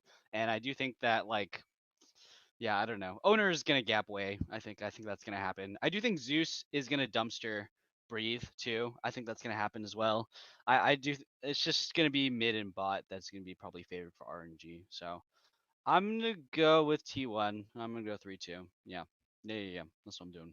Yeah, Taking I that mean, one. this one I'm not really looking at objectively. I'm just going with my heart because, I want T1 to win. I do think RNG um, has looked good. And again, I don't think it's going to be an easy matchup. And honestly, it could go either way. I do think it's going to go 5 games. I know that's kind of like, you're not taking a leap of faith there, but I just think that's actually what's going to happen because these teams are so, good. I mean, but I do want T1 to win, so that's what I'm going with. But let's talk about the other bracket now. So we have DK, we have Damwon, we have Gen G, Damwon versus Gen G, then we have EDG versus DRX. So let's start with Damwon versus Gen G. This is gonna be it's gonna be nice. It's gonna be good. Mhm. It's kind of a little bit of a civil war here, right? Regional war. But Yeah, what are your thoughts on this? I mean, so this is probably the best group draws possible from a neutral standpoint. Yeah. Mm-hmm. For context, because 3 Korean teams were first seeds and 1 LPL team was first seed, there had to be a civil war. There just had to be by Yeah. default. This is the best one because this is the most competitive one.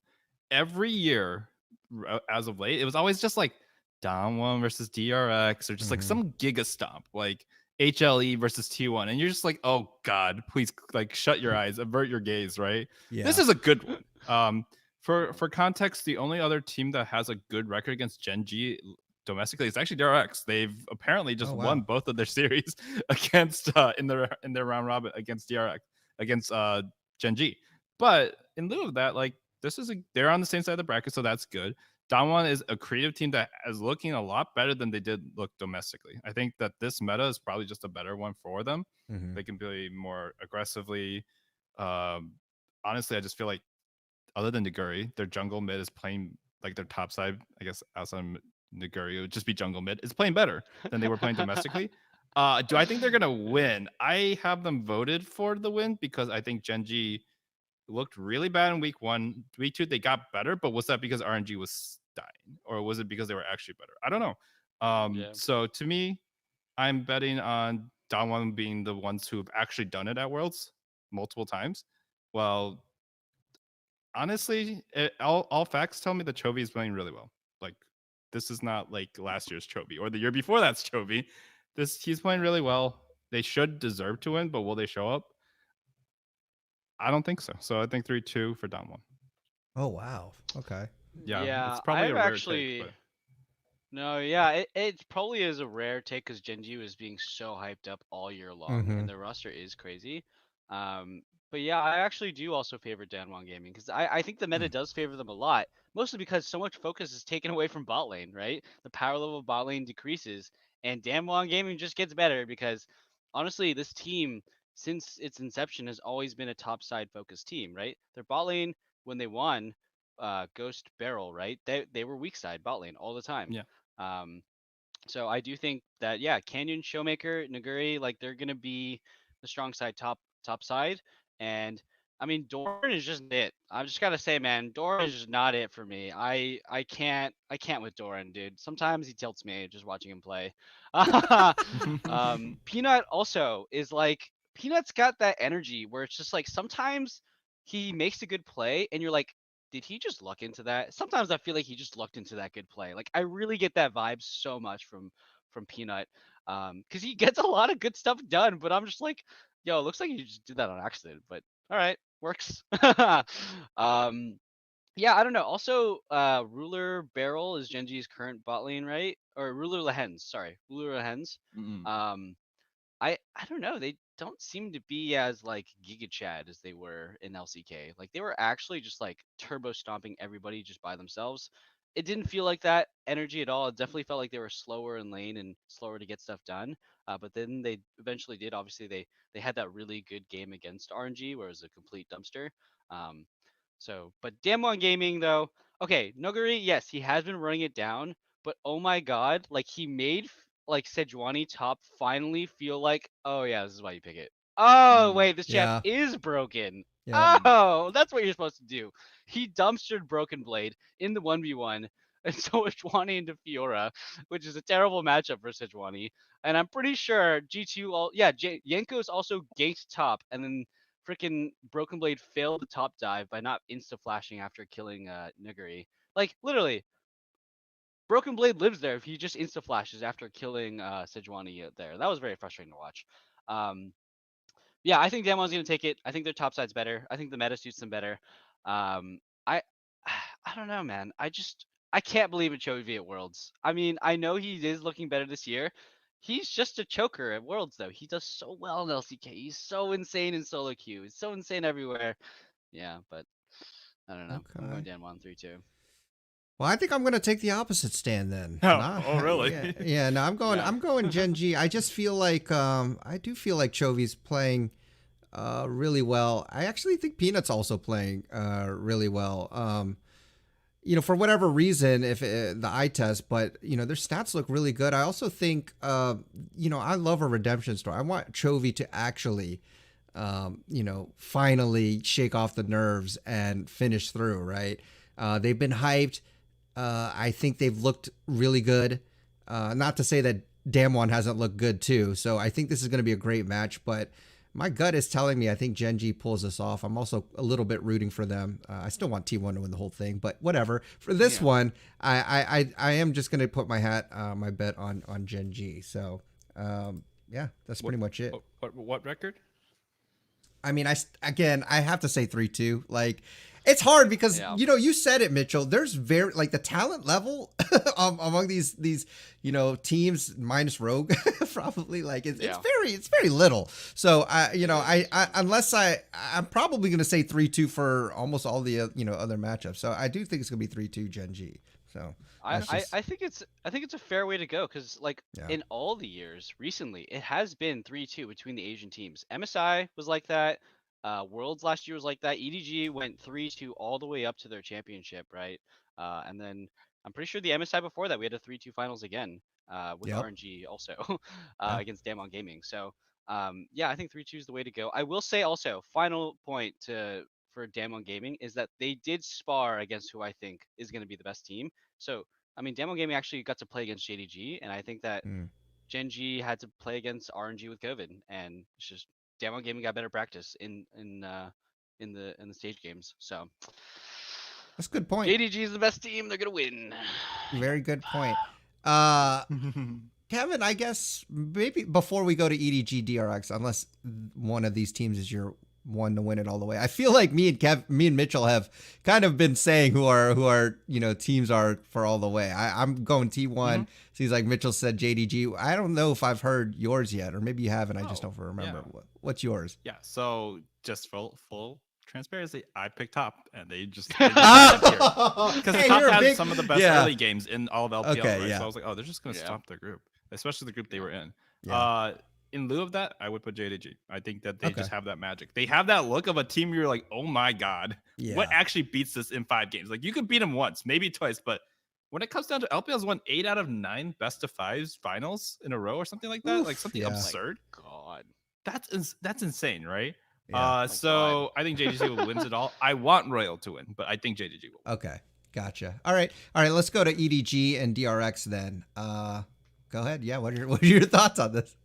Yeah, I think DRX has been like they went from like undervalued, like they were everyone just saying they're crap, to Yeah. overhyped. I still don't know if I believe in them. It's weird. Right. They just kind of like are there. When they lost to top, that's the one game. Okay, if they didn't lose to top the way they did, I was like, oh yeah, no, they look like a good team. This is going to be a very close match.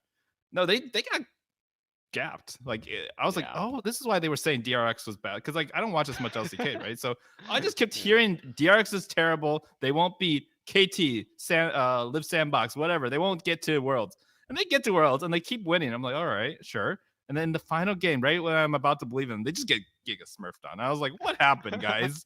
What was that? So they got gapped hard. I don't think EDG is the type of team to do that kind of gapping this year. But I think EDG has that Worlds experience. They literally came to Worlds. Yep. A lot of DRX, there was a meme going around that DRX is essentially LPLC number 5 because a lot of DRX played in China. Yeah. Oh, That's So right. true. Zeka Yeah, played they in did. China before. I don't Yeah. remember if Kingen did. Def definitely did. Yeah, And he was on then, EDG. Yeah. oh, okay. Yeah, yeah. Yeah, Def was on EDG for oh no, no, years. no. Yeah, I yeah, thought yeah. you meant Zeka. Yeah, yeah. Def definitely was. Oh. And Yeah, yeah. then Pioshik, I think he might have also came over, but I don't remember. He's been on a lot of teams. The point Pio's is, been around, yeah. like EDG has done this before. They have looked shaky. I will give you guys that, but like, are they worse than the fourth seed from Korea in a best of Mm. 5? I find it very hard to believe that Viper Mako, especially like Mako week 2 and on his thresh, I'm like, ooh, he's just like Yeah. I'm picking Thresh. I don't even know if this is a good pick, but I'm picking it. And he won 2 out of 3 Unbalanced. and then got Yeah. stopped by Genji. Or it's a T1. But he still looked in balance on that character. And honestly, if Yeah. that's just one of the draft tools that they showed off, I think they're gonna win 3-1. Like this is the one I don't think is a 3-2. I think that EDG has the experience. I don't think their form is in place. So in reality, it should be a 3-2. But I think in a best of 5 when it all matters, LPL generally wins. We Nice, just yeah. don't have a lot of cross regional play, and this year we will, which is Yeah. great. Yes. Finally. Yeah. Finally. Oh yeah, I'm on the same vibe. I do think okay, to DRX's credit though, they had to play against the best team in the world, which is Top Esports that's already eliminated, right? That's just the best team in the whole goddamn world. Because they have nothing to play for. So yeah, I think DRX yeah, they looked really good, right? But they did feel like they were in a weak group, right? Their next best competition was Rogue, right? LEC team, right? Whatever. And then it was a super offbeat, off meta top esports. So I do like to just like compare like how difficult was your group? DRX's was the easiest for sure to get out of. Good point. Um, Yeah. and then EDG had a really tough group. They played one of the tournament favorites in T1. Um, and then they had to they took the in week 1, right? They gave Fnatic their only win too, right? So week 1 Fnatic was also one of the better teams Yeah. apparently. Yeah, I don't know. EDG is just a team full of insane players. They've done it before.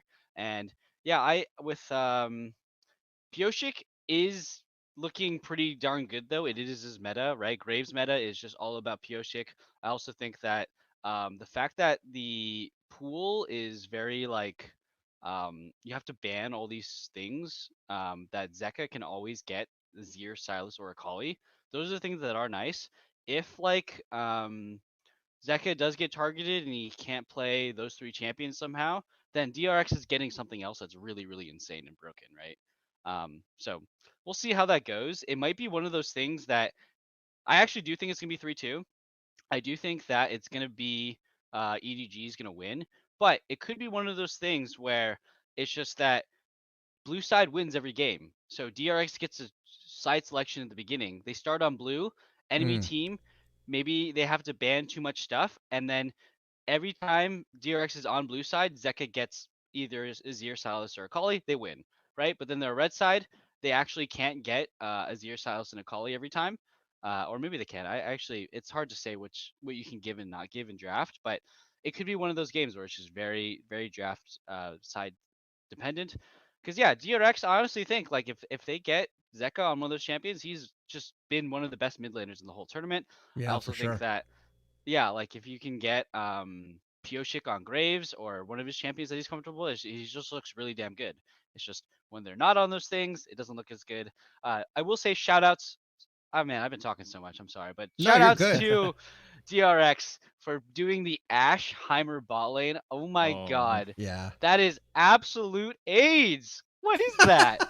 Holy cow, dude! Like I was watching who is it, Barrel, sit in a bush with Heimer turrets and just one shot somebody. That was hilarious. Yeah. So that's crazy. That's exciting. I'm really excited for the DRX drafts. They've kind of gotten a fan in me in that aspect, but I mean it's EDG. I love EDG. What a cool team. I hope they win. You know, I hope EDG goes forward. It would be sick. Also, they would be the only if EDG wins this tournament, they would be the only team to win it with the same roster back to back. That's a cool story. I would be down for that Wow. actually. Yeah. it's Yeah. true. So That's I'm very actually kind interesting. of low key hoping for that timeline just a little bit. 'Cause I think that would be sick. And plus, it's just like, how can you hate Viper, man? How can you hate Viper Mako? Like Viper, what was it? It was one of the games where he got blocked on the Thresh Lantern and he couldn't escape, and then the Soraka silence also was like screwing him, and you just see him smile as like I just love that. He's not like pissed, he's just like, wow, they got me. Yeah. So Yeah, I that's love good. Viper as a player. He's dope. Yeah. Yeah, that's interesting. I didn't know about that EDG story, possible storyline. Lots of pretty cool things to see in who ends up winning, like the whole thing. But I'm just gonna go on EDG. I heard all of y'all's takes with, and I think the one that pulls me the most is just the experience. I'm a big fan of experience because I do think typically that's, and especially if you've been in experience and have come out on top, right? Like Yeah. that means a lot. I feel like even if you don't look good, even if you haven't looked good up until this point, this happens in other sports all the time. Like there are teams that championship teams that don't look good in the regular season, don't look good in playoffs, but they kind of find ways to win. And then when it comes to the games that they have to win, they like they pull it out. There's a famous Yeah. quote that says, "Don't ever underestimate the heart of a champion." And Yeah. EDG might have that, especially with the same roster. Like you have the same chemistry. Who knows? They might dig deep and pull it out. Pull it out. So I think, yeah, I do think because they're playing DRX. Yeah, I do think EDG is going to win this. I'm still going to go 3-2. I do. Yeah, I'm Because going I 3 think too. DRX is.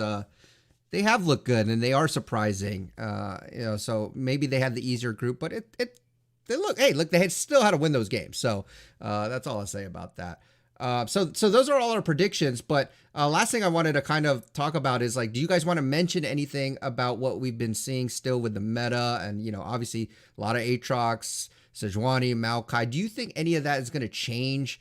I know the bot lane. Do you think the Lucian Nami is still going to continue? Do you think any of the mid lane picks like Azir or Akali or Silas, is that going to change? Like, what do you guys think? Or do you think there might be some kind of adaptation, or do you think there's an adaptation that a team should try into any of these kind of high presence picks? So I'll leave it at that. Like just meta talk. Yeah, I thought it was really interesting that Maokai went from like 70% win rate from play-ins to week one, and then week two is it just dropped off the face of the earth. Group stage alone, Maokai was picked 16 times, banned 33 times, which is insane, right? One of the highest Yeah. presences at 96%. He had a 31% win rate. He went Yep. 5-11, guys. So Yeah. will he still be picked? Some of the data was skewed. A lot of the losing teams picking Maokai were just the bad teams that they let it get through because they knew they could beat it. I still think it is a good pick. Is it as broken as I thought before? Maybe not as broken, but it's still good, right? Just like the Sejuani, when played in the right hands, oh my god, that's Yeah. terrifying. Maokai is still good, but it's probably not going to always be picked, right? Sometimes it will be left as a bait pick, and whether it's like a mind game, right? Sometimes a pick goes to the whole draft, doesn't get picked because both teams know that, like, hey, I know you want Lucian, so we left it up, and then it's just like, ooh, I don't want to pick Lucian here anymore, and then it Yeah. just makes it through the whole draft, right? So that's the one thing. I think Lucian is strong, but it is a very can you play Lucian or can you not? Yeah. You need a bot lane that can do it. If Duckdom and what's his name? It's not Kellen anymore. Blanket. It's Kellen. Kellen, sorry. Kellen. I'm like, I was Yeah. like, who's like their bot is just so forgettable. If Yeah, they it pick is. it, Kellen. I'm like, oh, if it's them, they're not gonna pick it, right? Yeah. But if it's No. Ruler, right, and the Hens, yeah, they're probably going to pick it, or at least threaten it, right? So it's a team by team basis, not a everyone needs to pick it kind of meta. Whereas Zeri, every team needs to pick this. If you're not, you're gonna lose, which I hate Yep. it. Those are my two big meta things. The last thing I was gonna say is that this is a good meta for some of the Chinese teams because some of the Chinese teams really enjoy playing Viego, and Viego's looks like he's getting a resurgence for some reason. Vince is a good character, but they keep making it work, or at least like it keeps showing up and it's doing well enough. So that's a really big boon in the draft because there was no Viego presence basically through play-ins. Yeah. There was. Yeah. Viego is also one of those champions though, where it's like, no matter how far you put him in the ground, that thing is just broken. That is an abomination of a champion. So he will always, I feel like, have a place. It is also a good thing for Owner. Owner's an insane Viego player as well. So, but yeah, yeah, most LPL junglers have been absolutely insane on Viego. And you guys already know we're gonna see Lee Sin, right? That's coming out. It's gonna be like this doesn't fit in the draft. It doesn't matter. They're gonna play Lee Sin. Yeah. It's gonna Yeah. happen every once in a while. Graves is gonna be a big pick, I think. Graves is just really strong right now when a lot of the engaged junglers are just a bit weaker, right? Maokai, I will talk about, yeah, it is a lot weaker than I thought as well. I thought it was super giga, stupid OP, and it is still really, really strong as a champion, but he has a niche. He has like a thing that he's good at, and it's like his early game is super high potency CC, and then that's it, right? He doesn't really provide much in the early game, but that's enough sometimes. Just get a good gank off.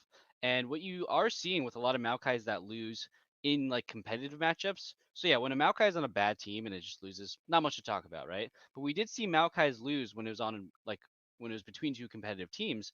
And something that you'll see about these Maokais is they just sit around, farm, and throw saplings and play vision control game. And I do think while that's a very powerful aspect of Maokai, you need to put your gas on the pedal. Your foot on the gas. Pedal on the Yeah, there it gas. is. You got it. Yeah, you got to put your foot on the pedal and pump some gas in there. You got to make the ganks happen. You got to just lock people down because honestly, Maokai has one of the most insane level 2 ganks or level 3 ganks. It's probably level 3 ganks that you want to do because you take E into Q.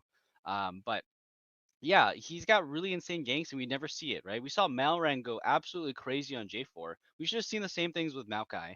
Um, and I do think that Maokai also has this thing where he is one of the strongest mid-game tanks in that he's really tanky and he can skirmish a lot, but he's not the best late-game 5v5 tank. Ornn definitely hasn't beat Cho'Gath, Scion, all these other late scaling tank picks. Do outshine Maokai a lot in the later stages. And also, Maokai in top lane, his laning, unless you're really good at it, is actually really difficult to pull off because what happens is most of your trading patterns are pretty weak and you can when you trade you almost always push the wave, but because your trading patterns are so weak you can't sometimes take advantage of the fact that your spells push the wave while you trade, right? So when you trade with Ornn and he pushes the wave with his AoE abilities and you he does more damage than you, so you push the wave, and then if Ornn doesn't push the wave he can freeze things on you. Like it's just the other tank has more options than Maokai in lane and top lane is what I'm seeing. So yeah, I think Maokai is going to fall off.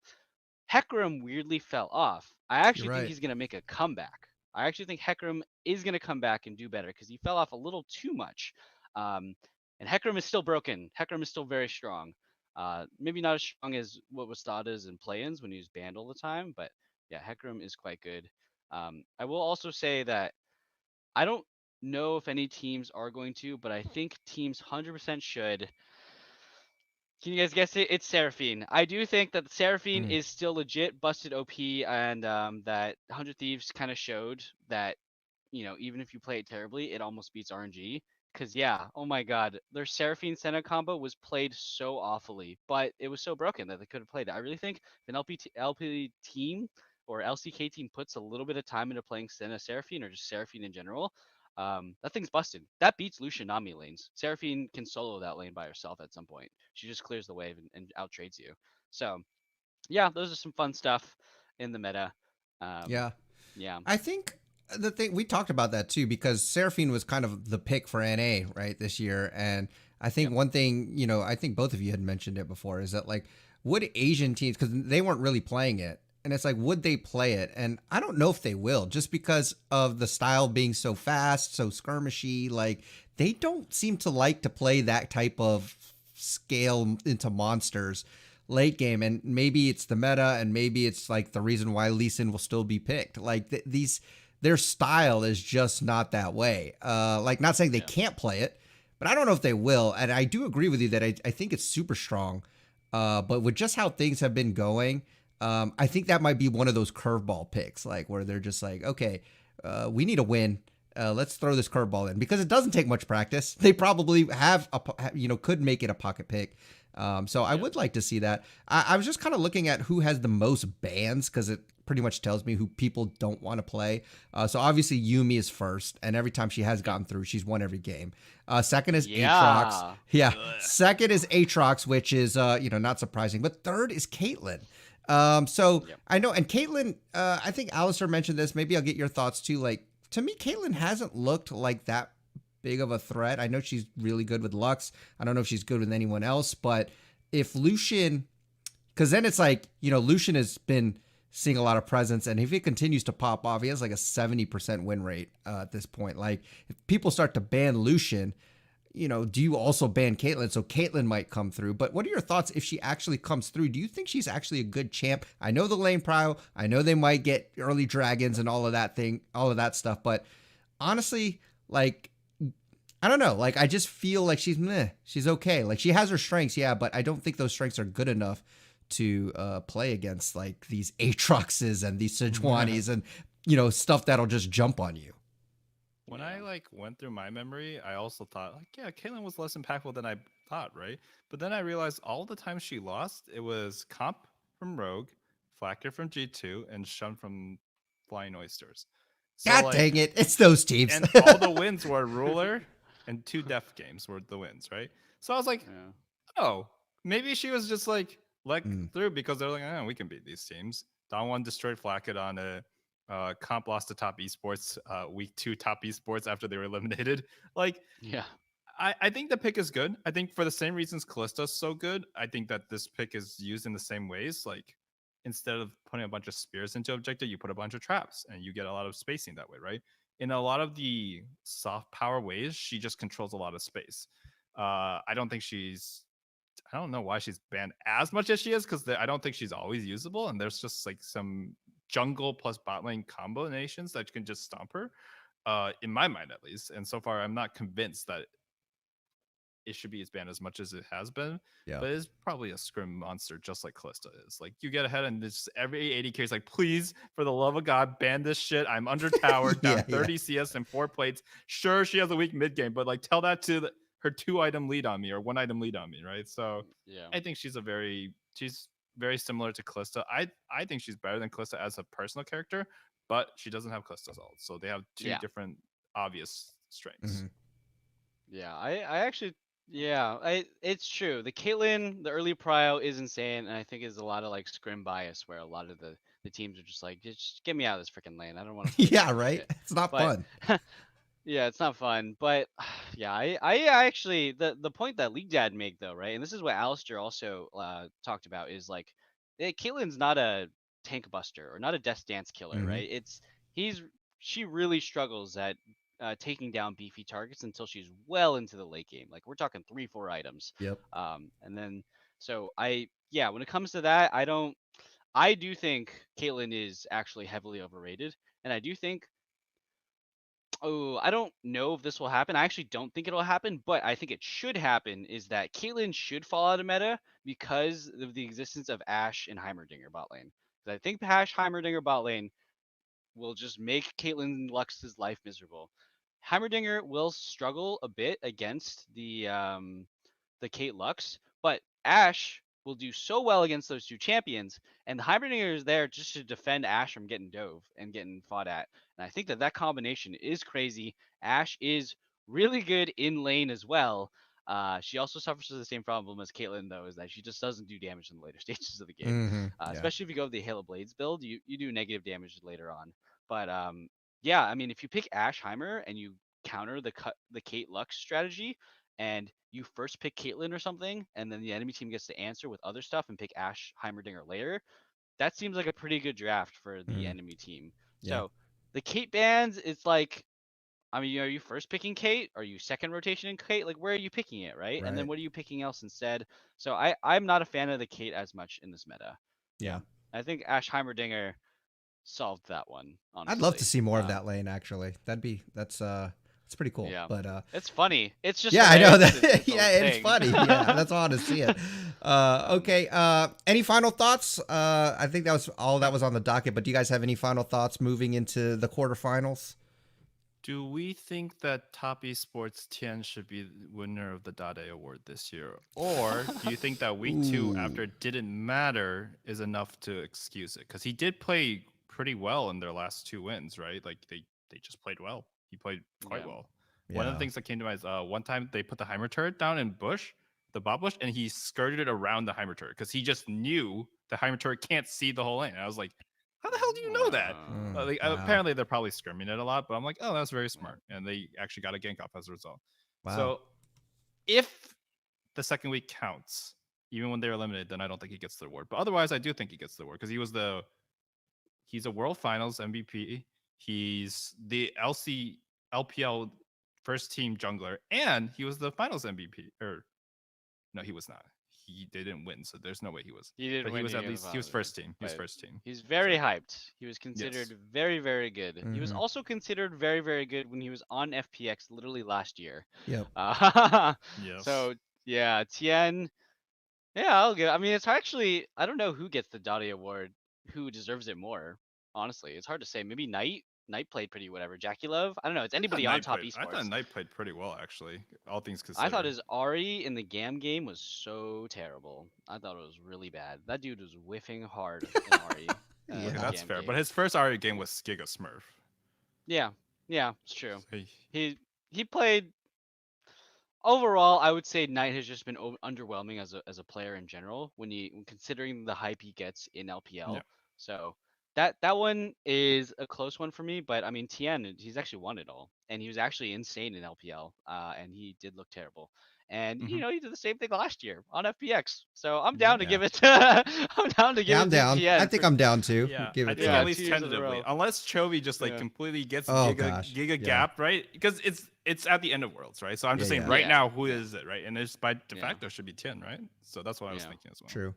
Okay. Yeah. Oh man, Chovy, you better win. Yeah. Chovy. That's Yo, alright. actually though, if Chovy falls out and they lose to Damwon Gaming, oh my god, Genji is gonna be. That is just like, isn't Oh that? yeah. Well, that'll be like the third or fourth time in a row where Chovy's gotten eliminated in quarters, right? It's like Mhm. been almost every year. It was He got Griffin in eliminated at Hanwha. 2019, Hanwha Life in 2020 against Damwon, actually, or I think, and then He fell in semis in Genji, or was he on Genji last year? he was not on No. Genji last year. Wasn't he on freaking DRX Or last was year? Oh, I he don't was on remember. DRX with Carrier and some other people, I Maybe think. maybe that was it. Whatever it is, Chovy has not made it far at Worlds ever. Like Yeah. he's definitely not made a finals. If he's Yeah. made it to semis, it was only once, and he's just gotten knocked out in quarters, almost always by the LCK representative too, which is really sad. Hate this Yeah, format. Chovy gets a lot of civil wars, man. That is Yeah. rough for him. Oh Um, man. Well, it's gonna be exciting. yeah. Mitchell, did you have any last thoughts? You good? I don't know. I have so much I want to say. It's just I what do I know. leave it off with? NA, right? Let's just talk. Let's just leave things off with NA. Things are going to get worse before they get better, if they do get better. And I do think that if we burn it all down this next coming year in 2023, and all of our budgets are cut, all the numbers are down, and all of our players are gone, you know what? That's the time to stay positive. Honestly, I'm gonna tune in to watch the dumpster fire, maybe even more than usual. Yeah, Because I just just for the want to see what it drama. looks like. Yeah, Yeah. I'm just curious. Curious. What it looks Yeah. like. This is Oh, gonna be the gosh. most insane off season. Not for the Ugh. reasons that we've had in previous years, where it's like Yeah. this is the most stacked TL roster ever, to being like this is the most crappy roster ever. Let's go. You know what? But out of the ashes, what's the saying? I don't even know the saying. A phoenix will rise, maybe. Yes. Like, you know what I Phoenix mean? will Like, rise again. well, like it's kind of like what's left, right? Well, maybe it'll just be all new talent, like who we don't know, because I think NA has pretty much fed up with the big names of, you know, exorbitant contracts and not doing anything. And so maybe now it will be the time for those that are hungry. Like, I'm still super hyped for JoJo, right? Yeah, he didn't have the best worlds, same. but young talent. Good. He's pretty good. He's got the hands. He, you know, can still develop, but I want to see more of that. I want to see who's left and who really shines and takes the opportunity to be like, finally, like, you don't know me yet, but you will, and this is my year to prove it. So hopefully that we can't will do worse at Worlds. That's all. exactly. I'm saying. Like, we could Exactly. spend 10 times less and do the same, or okay, Oh, yeah, 018, but who all cares right. at that point? So new It's not NA, that different from 350. new NA Hopium. We're ending it on a positive note. We believe in our new Hey, undiscovered we can do talent. it. We can do it, guys. Yeah, We can do it. You know, new talent, Let's baby. go. Let's go. All right. Let's JoJo, let's let's end on that high, Anthony's man. Let's gonna get a starting spot. Oh man, I can't. Oh wait. gosh. Yeah, can't wait. Okay, Let's well. go. Okay, well that's gonna do it. We're gonna $5 end right roster, there. baby. Positive note, we're ending it right there. So once again, thank you, Kevin and Mitchell, for joining and always sharing your wise thoughts. Until next time, enjoy your climb on the rift. Try not to be too toxic, and we'll see you all on the next episode. Peace.